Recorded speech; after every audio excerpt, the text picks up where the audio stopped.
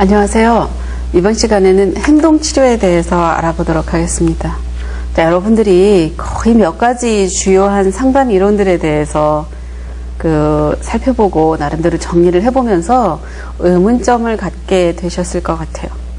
계속 꿈을 얘기한다거나 보이지 않는 어떤 무의식을 다룬다거나 아니면 우리가 잘 눈에 잡히지 않는 거, 손에 잡히지 않는 어떤 감정, 경험 이런 것들을 통해서 우리가 상담을 해서 접근에 들어가는 것이 어떤 사람들은 그거 뜬구름 잡는 거 아니냐 이렇게 얘기할 수 있죠. 그런 의문들이 제시하고 요구하는 바는 결국은 행동으로 뭔가를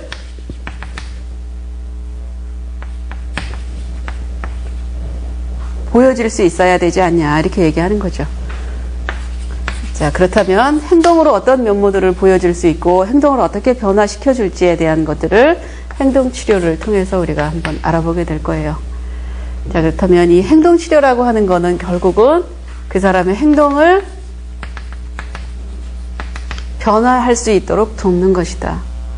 그렇다면 행동을 변화한다라는 거는 상당히 구체적이고 체계적이고 어떤 측면에서 과학적이다 이렇게 볼 수 있을 것 같아요. 자, 행동치료를 창시한 라자로스라든가 이 행동치료의 이론은 주요 학습 이론에 근거해서 설명되어진다라고 먼저 말씀드릴 수 있는데요. 자, 우선 이 행동을 변화시켜 줄 수 있도록 돕는 것이 행동치료다. 가장 중요한 정서라든가 사고, 인지적인 측면에 대한 세 가지 초점을 통해서 우리가 얼마나 일치되어져서 행할 수 있고 살 수 있고 경험할 수 있는지 이런 부분이 우리가 건강하고 성숙한 사람들의 수준이다 이렇게 봤다면 사고와 정서적인 측면이 아니라 행동에 초점을 두고 이 행동의 변화를 가져올 수 있도록 돕는 행동치료에서 보는 인간은 어떤 사람이냐 하면은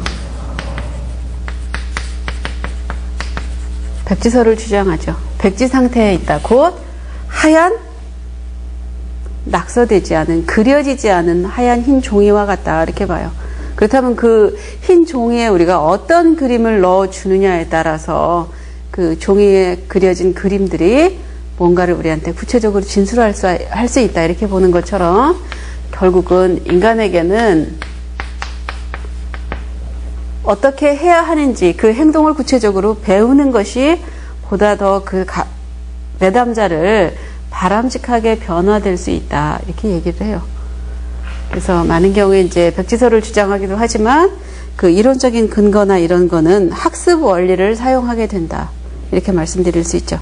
자, 그렇다면 이 형태치료의 기본적인 어떤 특징이나 가정이라고 한다라는 건 그 행동과 행동에 대해서 현재의 영향을 강조하기도 하지만 그 인지적인 과정을 배제시키지는 않아요. 그래서 사고할 수도 있다라는 거. 자, 어떻게 하면 좋겠니? 이러는 거가 그 내담자가 경험 속에서 이루어진 것이 없을 때는 그거를 잘 가르쳐서 그 사람의 그림 속에 집어넣어주는 것이 필요하다. 이렇게 보는 거죠. 자, 그렇다면은 여기에서 우리가 다음 시간에도 하게 되겠지만 행동치료와 현실치료의 궁극적인 차이. 이거는 외부 환경. 행동치료는 외부 환경의 영향을 상당히 중요시 하는 거죠. 학습을 통해서 뭔가 가르쳐주고 그림을 제공하는 거. 그래서 결국은 환경을 변화시켜주는 것이 행동주의에서 충분히 활용할 수 있는 하나의 자원이라고 본다면 현실치료에서는 내부의 환경, 곧 이거는 외적인 통제력을 가질 수 있도록 돕는 거라면 내적인 통제력을 가질 수 있도록 돕는 거는 현실치료다 이렇게 볼 수 있죠. 그래서 많은 경우에 행동치료라는 것과 현실치료라는 것이 다를 바가 무엇인가 이런 부분들을 많은 질문을 하게 되는데 결국은 행동치료라고 하는 거는 배워야 한다. 학습해야 한다. 그러려면 잘 가르쳐야 한다. 그래서 행동주의 치료를 접근해서 사용하는 상담자들은 내담자한테 중요한 모델의 역할을 강조를 하죠. 그래서 모델링을 통해서 어떤 부분을 학습할 수 있도록 이런 부분들이 행동주의 치료의 핵심이다 이렇게 볼 수 있어요. 자, 그렇다면 중요한 모델이 되면서 어떻게 가르칠 것인가가 구체적인 치료 과정에서 하나의 기법으로 활용될 수 있을 거예요. 자, 그렇다면 이제 다음 시간에 좀 더 우리가 살펴보게 되는 현실 치료라고 하는 거는 중요한 모델이라는 것보다, 가르친다라는 것보다 스스로가 생각을 바꿔서 행동의 변화를 가져올 수 있는 방법을 스스로가 배울 수 있도록 돕는 게 현실요법이라고 할 수 있죠.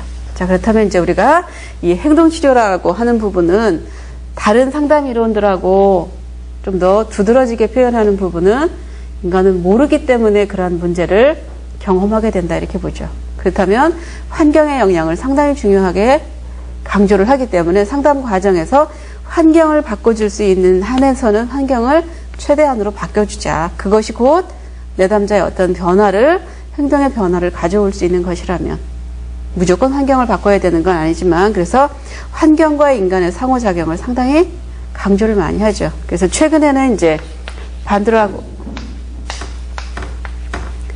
반드라라고 하는 사회인지 이론가가 이 행동주의에서 한 부분, 인지적인 측면을 상당히 강조하면서 다시 주장하는 거는 인간은 끊임없이 환경과의 서로의 상호작용에 의해서 어떤 변화를 가져오게 될 수 있다라는 것을 주장하기도 해요. 자, 그렇기 때문에 이제 다시 말씀드리면 행동의 변화를 가져올 수 있도록 중요한 영향을 미치는 행동주의 치료는 치료 목표상에서 상당히 구체적이에요. 눈에 보일 수 있을 만큼 구체적이고 체계적으로 진술을 하는 것이 요구되어지는 것이다. 자, 그래서 일반적인 그 행동주의 치료의 목표는 학습의 새로운 조건을 창출하는 것이다. 이렇게 언급이 되어 있어요. 이 과정은 그 학습 경험이 문제 행동을 개선시킬 수 있다. 그래서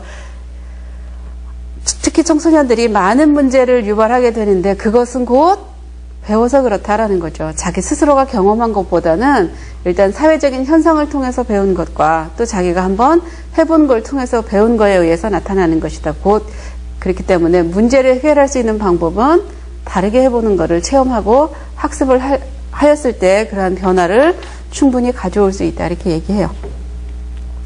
그래서 여러분들 그 원고의 아랫부분에 보면 그 행동주의 치료의 목표는 분명하고 구체적이고 이해할 수 있어야 되고 그 내담자와 상담자가 동의될 때까지 충분히 이 정도면은 충분하다라고 합의되어질 수 있을 때까지 계속적인 수정을 통해서 어떤 행동의 변화를 가져오게 되는 것이다. 그러니까 치료 목표를 결정하는 과정은 그 치료자하고 내담자 상의 어떤 협상, 협약 이런 것들이 중요한데 그 협상과 협약을 하는 과정 속에서 서약서를 쓰거나 이럴 수 있는 것들이 치료의 하나의 매개체로 활용이 되기도 해요. 어느 만큼 해보겠다라는 것. 가시적이고 구체적인 어떤 행동의 진술들을 협약을 해서 서약서를 작성을 하고 그거를 어떻게 지켜나가고 그 상담 작업 속에서 새로운 행동을 학습을 하게 될 것인가. 이게 이제 그 행동치료의 목표라고 볼 수가 있겠죠. 아까 말씀드린 것처럼 상담자의 기능이나 역할이라는 거는 내담자가 상담자와의 관계를 통해서 얼마나 잘 배울 수 있도록 돕는 모델링의 역할을 하는 게 주요 기능과 역할이다 이렇게 봐요. 자, 그 다음에 이 상황 속에서 내담자가 경험해야 되는 것은 그럼 무엇인가? 내담자들은 목표에 대한 어떤 선택이나 결정에 대해서 아주 적극적이고 능동적으로 참여를 해야 된다는 거죠. 이건 뭐 다른 상담 이론에서도 얘기하는 부분이죠. 내담자가 변화에 대한 동기, 의지 또는 상담에 대한 참여하려고 하는 그 정도가 어느 만큼이 되느냐에 따라서 상담의 성과가 달라질 수 있다. 이렇게 얘기하는 것처럼 내담자도 충분히 능동적이고 적극적으로 참여할 수 있는 게 그 어떤 독특한 경험이나 변화를 가져올 수 있다. 이렇게 보고요. 그 치료 과정 동안이나 실제 생활에서 치료 활동의 수행에 협조할 의지가 있을 때 보다 더 성공적이다. 자, 좀 전에 서약서를 작성한다고 말씀드렸을 거예요. 이런 서약서를 작성한 이유 중에 하나는 내담자가 얼마나 적극적이고 그다음에 이제 이게 현실 속에서 상담이 가장 우선순위가 돼서 경험할 수 있는지를 다시 한번 이렇게 다져주는 하나의 구조화다, 이렇게 볼 수 있을 것 같아요. 자, 그렇다면 이제 상담자와 내담자가 서로 상호작용을 하게 되는데, 이 관계를 행동주의 입장에서는 어떻게 설명을 하냐면, 협조적이어야 한다. 그 다음에 아까 얘기한 것처럼 모델링의 역할이 되어야 한다라고 그랬죠. 그래서 유능한 행동치료자는 문제를 행동주의 개념으로 잘 개념화한 내담자와 치료자의 관계를 변화 촉진에 잘 이용한다. 그래서 결국 그거는 치료자와 내담자 간의 관계는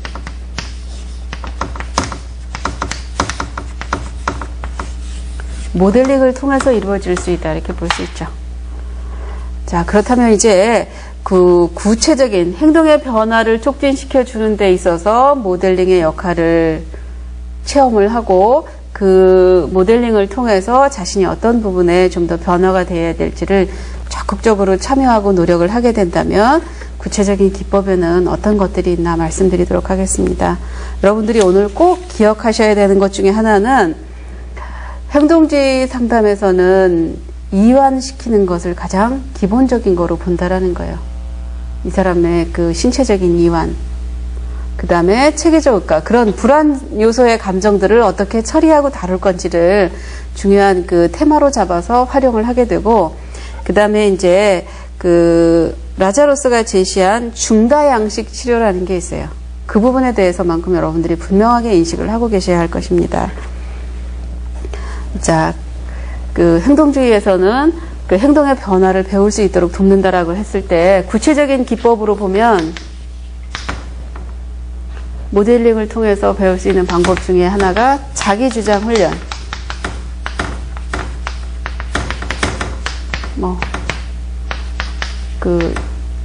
이건 하나의 기법이라고 볼 수 있다면, 중다양식적 접근.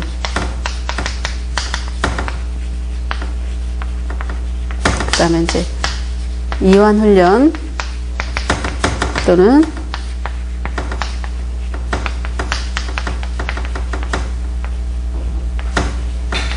체계적인 둔감법, 이런 기법들이 있어요. 자, 그래서 이완훈련이라고 하는 거는 일상적인 생활 속에서 경험하게 되는 스트레스를 어떻게 해소하는지에 대한 방법을 가르쳐 주는 것이다 보죠.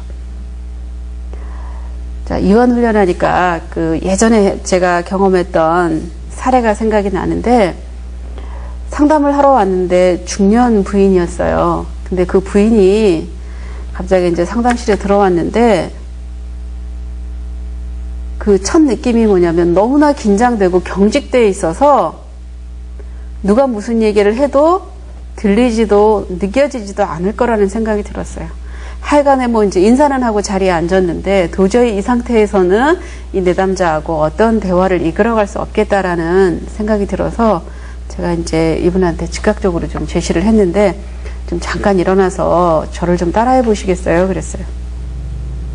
여러분들이 이제 기체조 이런 거 많이 배우셔서 알겠지만, 그런 것들을 상담 상황에 활용도 하죠. 즉각적으로 이 사람이 어떻게 자기의 신체적인 긴장이나 경직 상태를 풀어줄 것인가.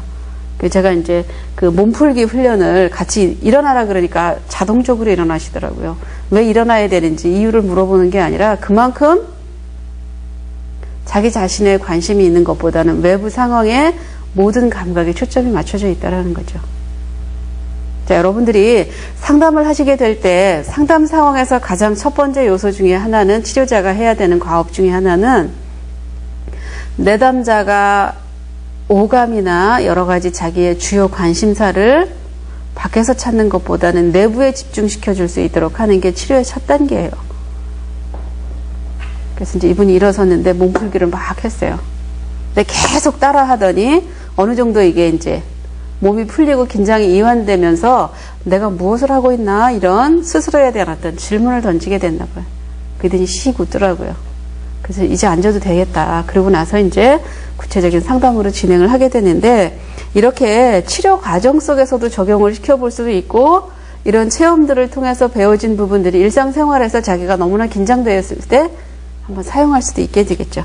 자, 그렇다면 이완 훈련을 다시 정리를 하면 근육이라든가 정신의 이완을 목표로 하고 있고 쉽게 배울 수도 있고 최대의 어떤 효과를 얻기 위해서 배우는 건데 이거는 일상적으로 늘 사용할 수 있는 작은 내담자의 프로그램이 될 수 있어요.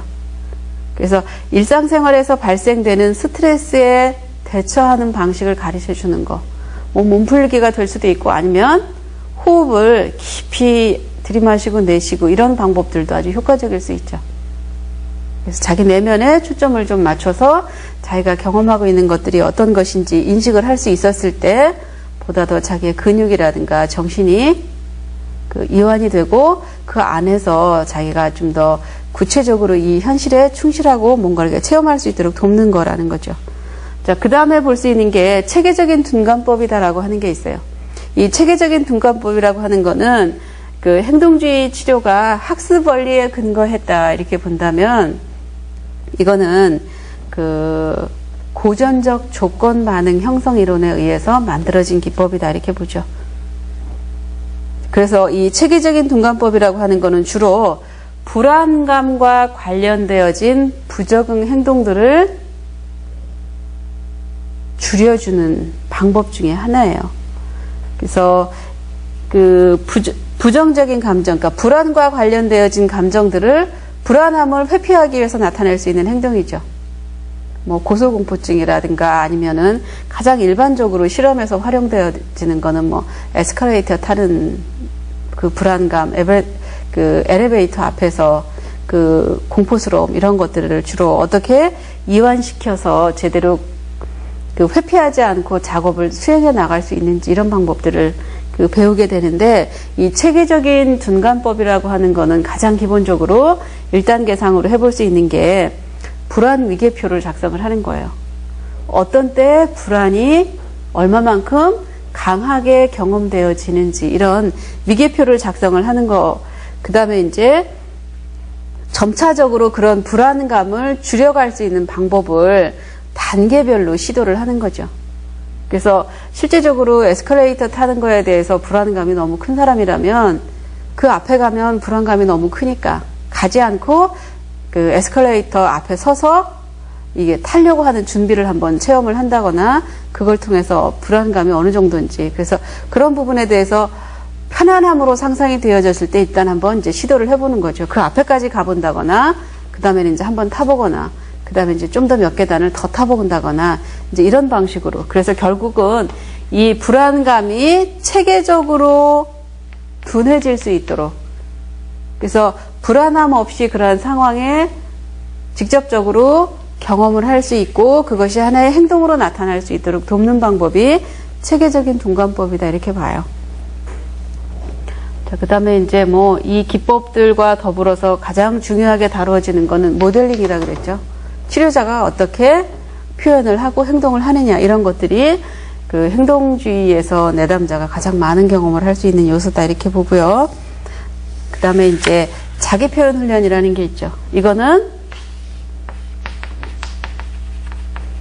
사회성과 관련되어진 부분에 대한 훈련일 거예요. 그래서 의사소통하는 어떤 기술이 될 수도 있고, 그 다음에 이제 자기주장 훈련이라는 거는 그 상황 속에서 자기를 좀 피하라 해야 되는 어떤 부분들에 대한 훈련을 좀 더 집중적으로 시키는 거죠. 그래서 여러분들 원고 보시면 행동적인 방법들은 개인에게 성공적으로 상호관계하는 방법을 가르치기 위해서 고안이 되었다. 실제로 사람들이 자신을 표현하는 것이 적절하거나 옳다는 느낌을 가지지 못하고 있다. 이렇게 얘기를 해요. 그래서 많은 경우에 어떻게 자기를 주장하고 드러내고 경험하는지 이 부분을 하기 위해서 예를 들면 그 화나는 감정을 표현하지 못하는 사람들이 있죠. 근데 누구라도 그 상황에서는 화를 날 수도 있는데 이 사람은 화를 내지 않는다. 그렇다면 이 사람이 훈련해야 되는 거는 화내는 연습을 할 필요가 있다라는 거예요. 화내는 연습을 해서 충분히 그 화나는 감정들을 어떻게 다루는지에 대한 방법을 배우게 되면 그 상황에서 관계를 악화시킬 수 있을 만큼의 부정적인 방식으로 화를 내는 것이 아니라 좀 더 상호작용의 개선을 가져올 수 있는 방법적인 긍정적인 부분으로 화를 낼 수 있는 방법들을 사용하게 될 수 있다는 거죠. 그래서 화나는 감정을 잘 표현을 못하거나, 또 어떤 사람은 아주 좋은 거에 대한 감정을 잘 표현 못하는 경우들도 있어요. 또 어떤 경우는 자기의 사고나 행동에 대해서 표현은 잘하지만 감정에 대해서 표현을 잘 못하는 경우들도 있고, 그 다음에 이제 자기가 좀 이렇게 주장을 강력하게 하고 양보하지 않아야 되는데, 양보하지 않는 것이 아니라 매번 양보하고 그게 배려라고 생각을 하면서 자기 거를 챙기지 못하는 경우들도 있죠. 그럴 때 사용해 볼 수 있는 주요한 기법이 자기주장 훈련이다, 이렇게 봐요. 자, 제가 아까 행동주의 치료에서 반드시 알아둬야 될 부분이 있습니다 라고 말씀드렸을 거예요. 그게 라자로스가 얘기하는 중다양식 치료라는 거예요.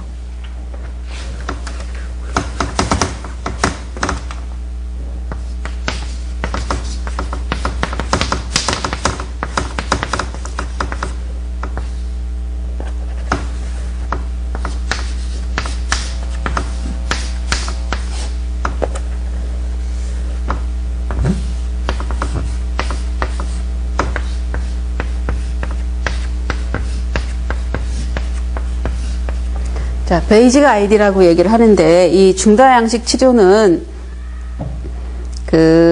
인간에게는 복잡한 7가지의 주요 기능들이 있다, 이렇게 얘기를 해요. 그래서 우선 이 B가 제시하는 부분은 우리가 behavior, 그래서 행동, A는 정서, S는 감각이 될 수 있을 거예요. 그 다음에 I라고 하는 건 이 심상. 자, 행동과 정서와 감각과 심상. 그 다음에 C라고 하는 거는 인지적인 면. 그 다음에 I는 대인관계. 이건 이제 약물이라고 할 수 있죠. 그래서 중다양식 치료는 이 베이직 아이디에 대해서 우리가 구체적으로 어떻게 하고 있는지를 탐색을 해서 접근해서 다루는 방법이에요. 이런 양식들이 서로 상호작용이기는 하지만 완전히 분리되어진 체계라는 것을 내담자가 배울 수 있도록. 그래서 중다양식 치료는 각 측면에 명백하고 체계적인 관심을 기울이도록 하는 인지도다, 이렇게 봐요. 그래서 자기가 하고 있는 행동, 정서, 감각, 심상, 인지, 대인관계, 어떤 약물들을 사용하는지 이런 부분에 대해서 아주 칼라 사진을 보듯이 선명하게 인식할 수 있도록 만드는 거. 이걸 통해서 결국은 어떤 변화를 가져올 수 있도록 하는 거죠. 그래서 개인의 베이직 아이디에 주로 활용되어지는 프로파일이 완성이 되면 서로 다른 양식들 사이의 차이를 조절할 수 있는 어떤 대안을 생각해낼 수가 있다. 그래서 결국 개인의 문제의 구체적인 측면을 더 부각시켜줄 수 있도록 활용되어지는 단서들은 이 부분을 얼마나 우리가 칼라 사진을 들여다보듯이 구체적이고 명확하게 분리가 되어 있느냐에 따라서 다르게 경험하고 있다는 거예요. 자, 그래서 이 부분을 보면은 보통 우리가 좀 행동에만 초점을 맞추는 것이 아니라 인지적인 측면을 좀 더 고려하는 거 아닌가, 이런 제안을 하면 다른 상담 이론들과 접목되는 부분들도 있을 것이다, 이렇게 보는데, 기법적인 절충주의의 한 부류다, 이렇게 볼 수 있을 것 같아요. 그렇다면 이제 동시에 많은 사람들이 이런 것들을 통해서 활용되어지고 기능할 수 있도록 하는데 3가지 요소를 갖는 게 필요하다. 그러려면 폭이 있어야 된다. 어느 만큼의 영역, 그 다음에 깊이, 그 다음에 명세성이라고 그러죠. 명료하고 구체적인 거. 이 3가지 요소들이 원활하게 기능할 수 있을 때 좀 더 이런 부분들을 협력해서 분리하고 통합할 수 있고 어떤 변화를 가져올 수 있도록 돕게 되는 하나의 과정에서 나타나는 것이다, 이렇게 봐요. 자, 그렇다면 이제 이 부분은 지금 저희가 살펴보고 있는 행동주의 치료라고 하는 거는 상당히 의식적인 부분만 다루게 되죠. 의식적인 부분에서 나타날 수 있는 주요 행동, 그래서 결국은 상당히 가시적인 부분들을 다루게 된다 이렇게 보는데, 그렇기 때문에 그 행동주의 치료에서는 상담의 목표를 세울 때 상당히 구체적이고 명료한 세부적인 항목들로 나열이 많이 되죠. 그래서 기존의 많은 상담 이론들이 꿈을 다루었다라면 꿈이라는 건 결국은 그 개인의 어떤 무의식을 다루는 것이다 이렇게 볼 수 있었죠. 그렇지만 행동치료는 상당히 의식적인 차원에서 가시적인 어떤 행동의 변화를 돕는 과정이 그 행동주의 치료다 이렇게 얘기를 해요. 그래서 자, 그렇다면 의식을 다루게 되고 그 가시적인 행동의 변화를 구체적으로 다루게 된다. 그러면은 상담을 하게 될 때, 행동주의적으로 상담을 하게 될 때는 얼마나 기간이 걸릴까? 자, 꿈을 다루고 무의식을 다루어서 내담자의 성격을 구조화시키는 상담이라는 거는 장기간에 걸쳐서 이루어지게 되겠죠. 자, 그 다음에 어떤 행동의 변화에 초점을 맞춰서 의식적인 영역들을 주로 다루게 되는 부분은 상담을 진행할 때 상당히 단기적인 상담. 그래서 뭐 10회에서 20회를 진행을 하는 것이 일반적인 행동주의 치료에서 다루는 부분이다 이렇게 봐요. 그래서 일단은 뭐 행동주의 하시는 분들은 거의가 10회기 안에 뭔가 이렇게 변화를 가져올 수 있도록 아주 적극적으로 내담자하고 상담자가 그 서약서를 작성을 하면서 상담의 치료 과정으로 들어가는 것들을 체험을 하게 돼요. 자, 그렇다면 오늘은 행동주의에 대해서 살펴봤고요. 다음 시간에는 합리적 정서적 치료에 대해서 살펴보도록 하겠습니다.